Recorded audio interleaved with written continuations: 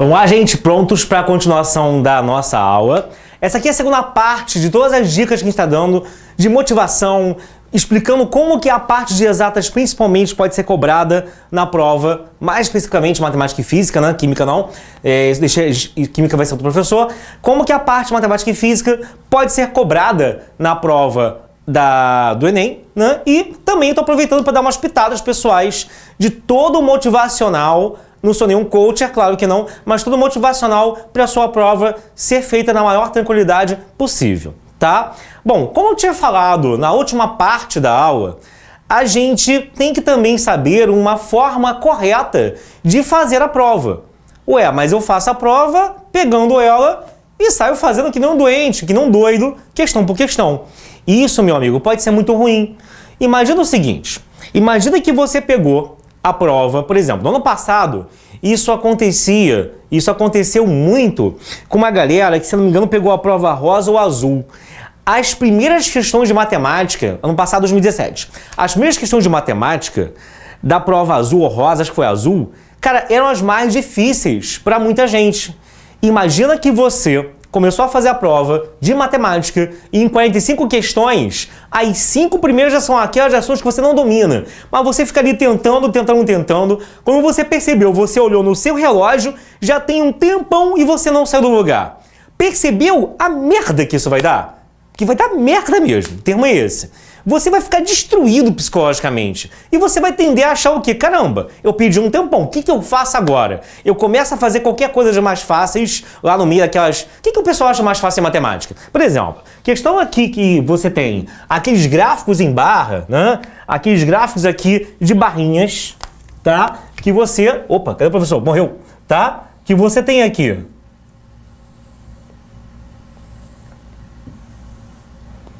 Ele pergunta quantos % que a produção, ou não sei o que, subiu do alto de uma coluna para outra. Querido, esse tipo de questão geralmente o pessoal, mesmo se enrolando, o preferido pelo pessoal que sabe pouca matemática fazer. Você vira para alguém que fala assim, professor, eu não sei nada de matemática.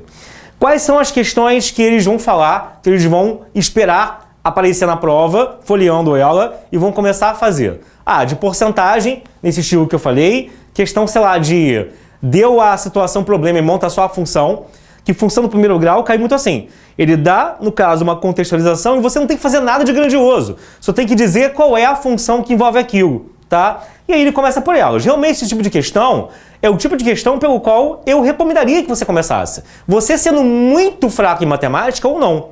O ideal mesmo, é que você comece por aquilo que você se sinta mais à vontade. Eu sei que no dia isso é difícil. De repente você começa a ler a questão e ela não é tão fácil como você pensava. De repente ela é parecida com uma que você já fez antes, mas não é igual. E aquele detalhezinho que torna diferente faz a questão ser de uma questão fácil, que é a que você conhecia, para uma questão trolha, uma questão difícil. Mas, mesmo assim, tudo é melhor do que sair fazendo as questões na ordem que elas aparecem. Eu diria que 5 minutos são um tempo razoável para você dar uma rápida olhadinha na prova e já sair identificando tudo aquilo que te parece agradável. Porque tem umas que você vai bater o olho e falar assim, tá de sacanagem, essa eu não vou fazer mesmo, tá? Então, de cara você pega e faz aquilo, sai circulando, ó, vou começar por essa, ou só meio que vai no olho, mas para você ter uma ideia de quais que você vai tentar fazer primeiro. Pô, se você fosse na ordem, como iria aparecendo, você não poderia ter surpresas ou não? Eu diria que o número de surpresas diminui quando você folheia a prova e vê quais são aquelas questões que te parecem por algum motivo mais agradáveis ou aparentemente parecidas com o que já foi feito, que aí você vai provavelmente, mesmo que tenha surpresas, nessa meiuca que você escolheu, começar fazendo questões mais fáceis, você vai olhar no relógio, pô, já fiz 10 questões em tanto tempo. E você vai ficar mais tranquilo para o restante da prova. Você não vai dar aquele azar, aquele pontapé errado de fazer e começar a tentar fazer o que é mais difícil primeiro. Não faça isso, ok? Eu, por exemplo, fazendo prova, eu era meio todo louco. Tipo assim, matemática, pô, vou começar por essas 10. Fazia que nem um ninja, tudo que eram aquelas 10 que eu estava mais acostumado, que eram questões mais tranquilas. E não ficava ali perdendo tempo. Pô, olhei pra física, e olhei, no caso, para ciência da natureza. Vi que tem questões de química, física e biologia, que eu já me identifico, já sei olhar e marcar com atenção, mas olhar e marcar, pô, vai direto aquilo. Que aí você começa a fazer assim, ó, tudo que é imediato, você faz de cara. Aí depois, tudo que aquilo tem que dar uma lidinha um pouco melhor pra você ver se você sabe fazer ou não. Aí vai de novo. Até chegar naquelas, se der tempo ou não, até chegar naquelas que são as que você consideraria como impossíveis. Porque pensa, pelo TRI, se todo mundo achar aquela questão impossível, ela não vai contar praticamente nada nos seus pontos finais daquela matéria. Então não adianta também você pegar uma questão sinistra e falar, pô, vou fazer essa questão aqui, que eu sou especialista em questões, por exemplo, estatística, geralmente o pessoal não dá mole, mas quem tinha escritoria, sei lá, de logaritmo, né? Que é um assunto secundário para cair. Pô, o cara botou uma questão bizarra de logaritmo. Eu vou fazer porque pelo TRI, se geral errar e eu acertar, pô, isso vai me levar para o topo. Engano.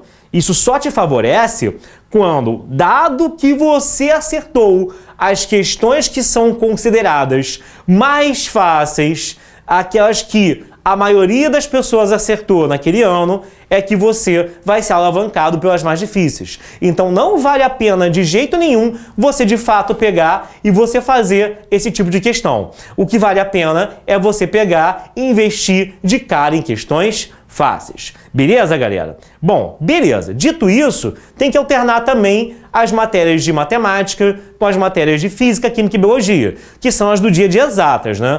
Por essa mudança no Enem que teve, que não era o formato dos anos anteriores, você agora vai ter um dia só de exatas e outro dia de linguagens e humanas, mais a redação nesse primeiro dia. Isso acaba cansando o aluno que não é nem um pouco, não tem a menor afinidade com matemática, física, química, fórmula, propriedade. E cuidado, o Enem, ele vem se diversificando, tá? Nossa senhora, imagina falar isso aqui rápido, você beber água e depois comer 10 cream cracker, né? Comer 10 cream cracker. Mas ele vem ficando mais diversificado a cada ano. E assim, por exemplo, em física, né? Que matemática não tem tanto isso, mas física e química, principalmente física, a gente tem observado que a prova tem mediado bastante, por exemplo, matérias que ele pode fazer isso muito bem, ondas e óptica. Tem feito uma boa média de questões envolvendo coisas conceituais com coisas que envolvem conta mesmo, tubos sonoros, tá? Cobraram efeito Doppler no ano passado, Doppler no ano passado. Cobraram já aqueles efeitos sonoros todos, né? Difração, interferência e por aí vai, tá? Refração, reflexão, de ondas e por aí vai. Então, até então, o cara estava para isso aí, ele pensava o quê? Só caía V igual a lambda F, né? Só caía a fórmula básica de ondas. Hoje em dia, isso aí, né? Vem me lamber fofinho, tem essa frase, né? Enfim. Bom, mas aí ele achava que só com isso ele resolvia todas as questões. E sabendo que o formato da onda era um sobe e desce, empina, era um sobe e desce. Cara, hoje em dia, não mais, tá? Hoje em dia, pô, tá pensando como sei funk, mané. Tem que ver como é que é o desempenho do Xandão Xanchão, tá? Que era com... Bom, deixa pra lá. E aí você vai ter o quê, amigo? Cara, você tem que estar muito bem ali afiado com a parte de propriedades de ondas e ótica. Eu conversando com os alunos, a gente já percebeu, pelo menos no Rio de Janeiro, que o pessoal se dá muito mal em ciências da natureza. Que essa parte, por exemplo, do terceirão dos colégios daqui, tá? É uma parte que entra muito no final do ano, que o pessoal já está de saco cheio. Tem professor também que não gosta dessa matéria. Então o pessoal joga de lado. Mas ao contrário de polinômios que eu falei no vídeo anterior e complexos, que são assuntos que assim, cara, tu tem que estar realmente azarado, compra o pé de coelho, se isso aí cair, compra o pé de coelho assim que você sair da prova. Ao contrário disso, ondas e ótica, a gente já tem observado, né, eles cobrando cada vez mais assuntos meio tidos como estranhos pelos alunos, esses que eu andei comentando, aqueles que o pessoal já me fala assim, isso aí não vai cair, né? Saber como é que é a hipermetropia, como é que é miopia, que tipo de lente que o cara usa. Qual é o tipo de lente, galera? O míope usa o que? Lente convergente ou divergente? Isso, divergente, não é? O míope tem que usar lente divergente. Think about. Tá? Essa piada horrorosa. Então você vai ter o quê? Você tem que saber esse tipo todo de coisas, ok?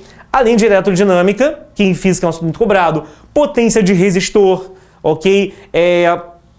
Nem tanto cai a associação de resistores, pelo menos a ideia do que é um sério, que é um paralelo, que no sério a corrente é a mesma, que no paralelo a DDP-U é o mesmo. Esse tipo de coisa, efeito Joule, as fórmulas de potência, né? A potência é energia sobre o tempo. A potência ao quadrado sobre R. Com o U tem que rir, com o PRI ao quadrado. Potência é um babaca engraçado. Piu, tá? Então, esse tipo de coisa você tem que saber, tá beleza? Então, isso me preocupa muito na prova de física, tá? Química também tem algumas coisinhas que envolvem um maior cuidado teórico que ele não fazia nas provas mais antigas. Por isso que eu falei, pega e revisa principalmente os últimos 3 ou 2 anos se você tiver com um tempo muito limitado. Mas dá uma olhadinha, tá bom? Para você sentir melhor a prova. Bom, aqui no nosso site, se você está assistindo, dependendo de quando você esteja assistindo, a gente liberou um simulado, tá? Todo comentado a respeito, no caso aqui, de como que você pode encontrar uma prova do nível da prova do ano passado, tá? Existem simulados que você vai ver por aí, e estão certos também de fazer isso, com questões mais brandas, para você ficar calmo. A gente botou um simulado com questões assim, nada difícil, mas também nada dado. Tá no nível da prova do ano passado. Você pegar e realmente dali ver como é que você sairia, tudo comentado. Na redação, como essa altura do campeonato, não dá tempo de eu te prometer um envio e devolução de redação corrigida, a gente fez o quê? A gente colocou o Guilherme, que é nosso professor de redação, colocou a Dayana Mendes, que é nossa professora de redação, a Eliana Barreira Martins, que é do Colégio Pense, no Rio de Janeiro, tá? Que é a nossa colaboradora de redação, para meio que dar dicas e orientações finais de como uma boa redação pode ser feita. Também acho isso subjetivo, mas tem um pessoal que tem zero noção, que tem zero realmente forma de fazer uma redação dentro dos moldes do Enem, e aí é realmente super importante até para você ver se você realmente está alinhado. Todos os 3 são craques da redação para ver como que você faz uma redação adequada para o modelo que o INEP está esperando. Tá legal? Esse assunto redação é muito importante porque, junto com matemática, tem um peso horroroso, estupendo na prova que vocês vão fazer. Beleza, gente? No mais, eu quero que você fique o mais calmo possível, que você realmente siga os nossos conselhos à risca, que você confie em você. Você estou ano inteiro, com certeza vai ser aprovado e agora é só questão de tempo. Canaliza aí, vamos fechar os olhos, imaginar que ano que vem você vai estar lá no intermédio de medicina, que você vai estar nos jogos jurídicos do que o pessoal de direito vai estar no Intereng também, os engenheiros também vivem. O pessoal de exatas não é bicho do mato, não é bicho de LOL, não. Não fica só em casa enfornado no LOL, tá? E que aí, ou seja, qual for a sua carreira, que você ano que vem, com certeza, vai estar lá na sua faculdade amada, desejada e tão querida, tá bom? A gente te ama, a gente confia em você, eu confio em você, toda a equipe do Fábrica D confia em você, a sua família mais do que nunca confia em você. Tá? Fica tranquilo, vai dar tudo certo, conta com a gente, qualquer coisa, procura a gente nas redes sociais. Beleza, gente? Quer aprender? Fica com a gente, fica com o Fábrica D. Eu sou Alexandre, CEO do Fábrica D, líder dessa bagaça toda e tô junto com você. E agora eu me despeço, tá bom? Um forte beijo e até mais, galera. Um abraço.